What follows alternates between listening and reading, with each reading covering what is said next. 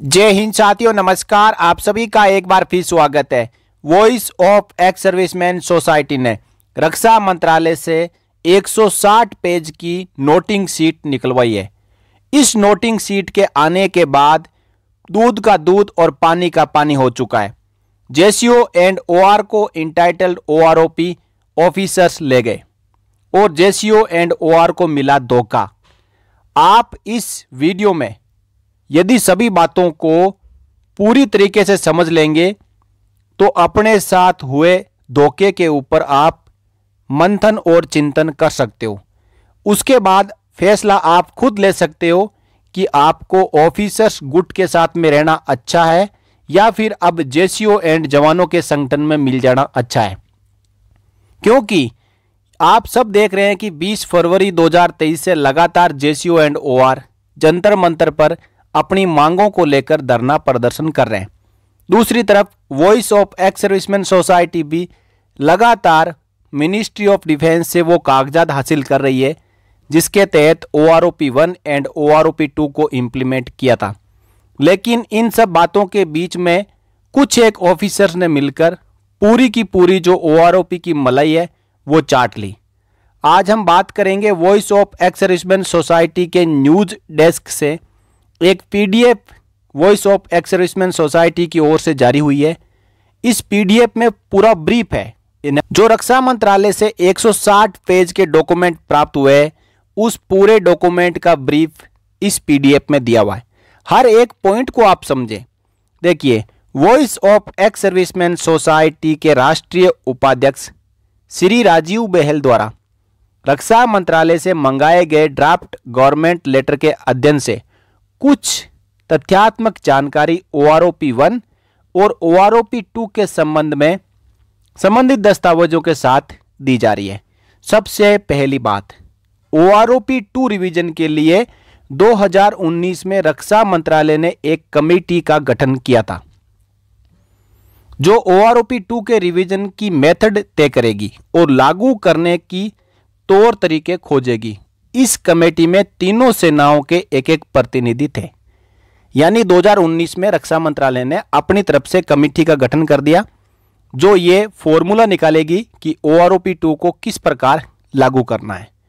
क्योंकि मंत्रालय जानता था 1 रैंक 1 पेंशन बेनिफिशियरी और फ्रेश पेंशनर्स के पेंशन में विसंगतियां हैं, इसलिए टर्म्स ऑफ रेफरेंस में यह भी जोड़ा कि to undertake the details exercise on anomalies of pension between OROP beneficiary and fresh retirees. 1 जुलाई 2014 से ओआरओपी 1 लागू करने के बाद जब 1 जुलाई 2019 से ओआरओपी 2 लागू करने का समय आया तो रक्षा मंत्रालय को यह पता था कि कई ऐसे नए बेनिफिशियरीज है जिनको ओआरओपी 2 का लाभ मिलना है जो ओआरओपी 1 में शामिल नहीं थे और ओआरओपी 2 में जुड़ चुके हैं।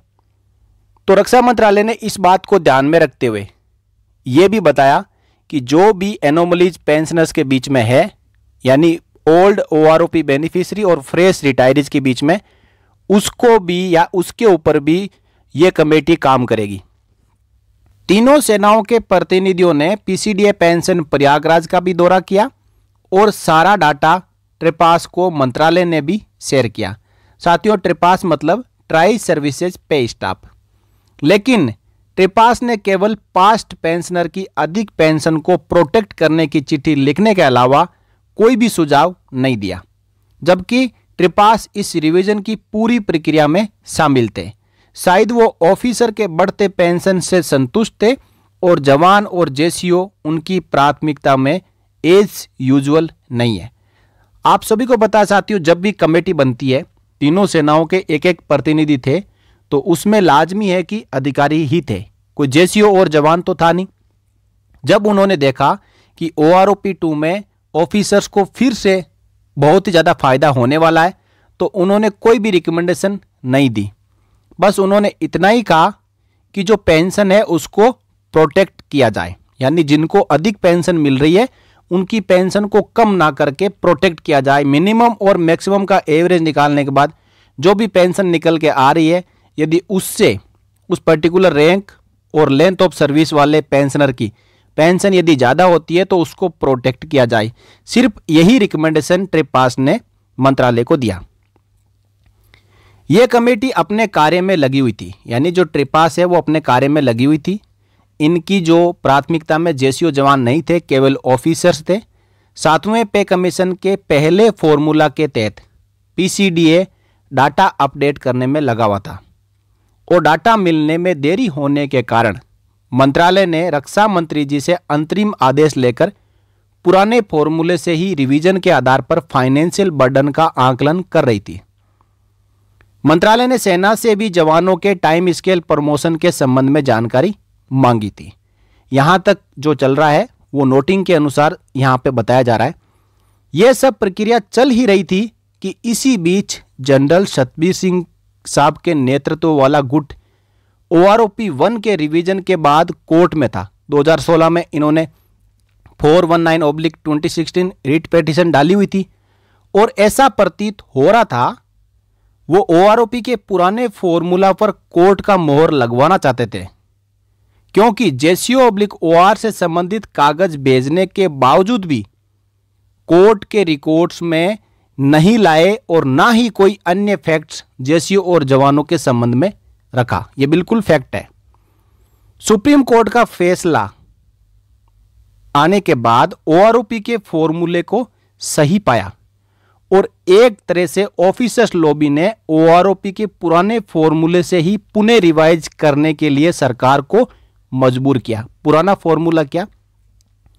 OROP 1 में वर्ष 2013 की मिनिमम और मैक्सिमम का एवरेज लेके जो पेंशन फिक्स हुई थी उसी के अनुसार रिवाइज करने के लिए सरकार को जो जनरल सतबीर सिंह साहब की लॉबी थी उन्होंने मजबूर किया, क्योंकि ऑफिसर्स की पहले ही मिनिमम और मैक्सिमम के एवरेज के अनुसार पेंशन फिक्स हो रही थी, जबकि जेसीओ एंड OR के लिए 2013 में ये रिकमेंडेशन थी कि उनकी हर एक रैंक वाइज जो मैक्सिमम पेंशन है उसका एवरेज लेके OROP में पेंशन दी जाएगी।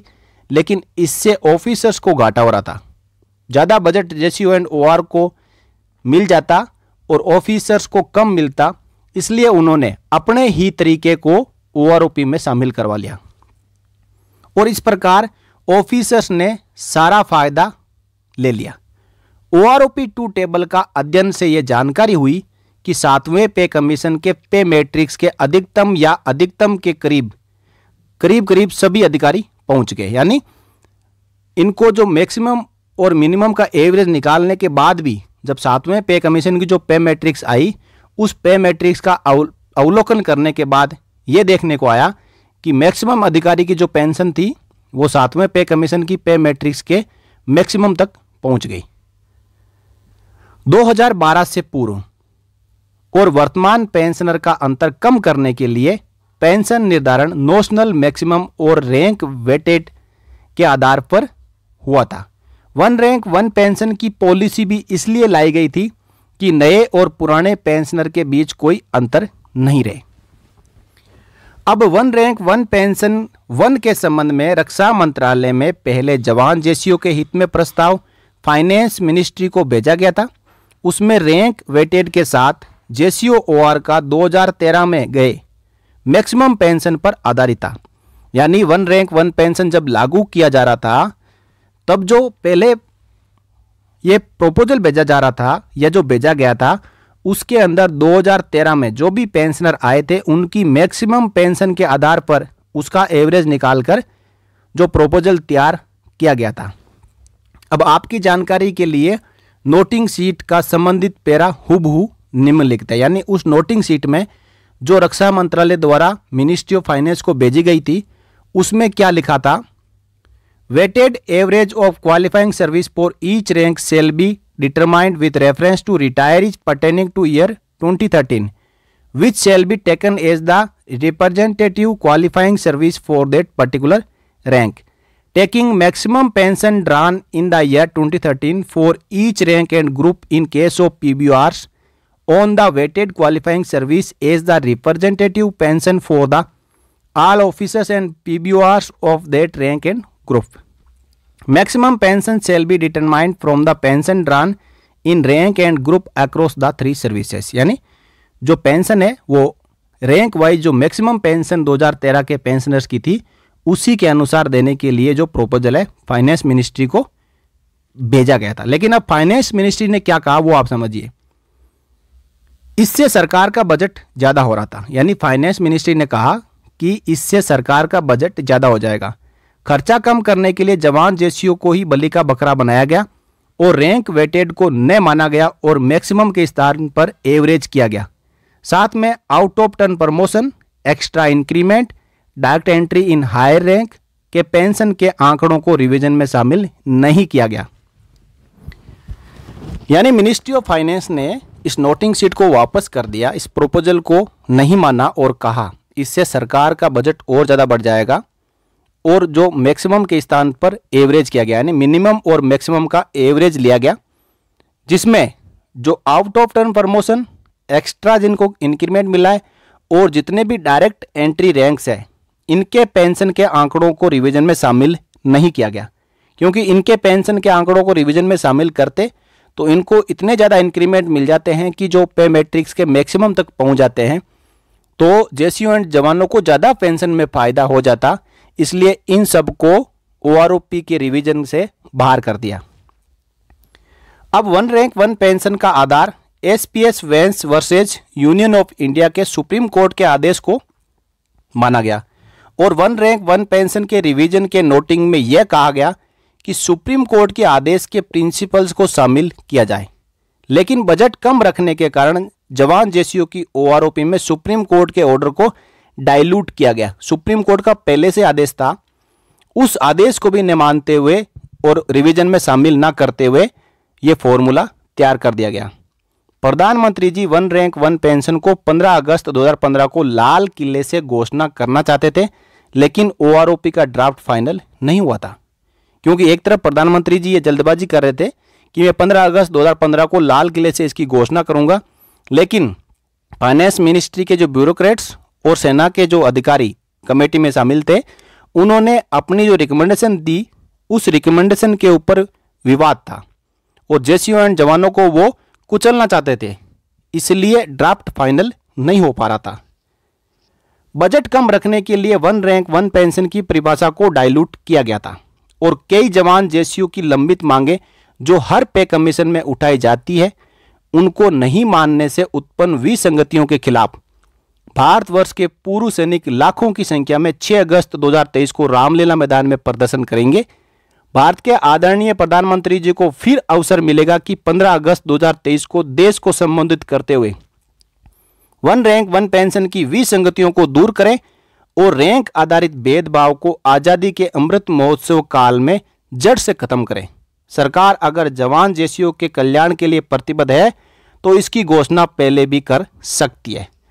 यह ब्रीफ वीर बहादुर सिंह जी ने जारी किया है, जो कि नेशनल कोऑर्डिनेटर है voice of ex serviceman society के।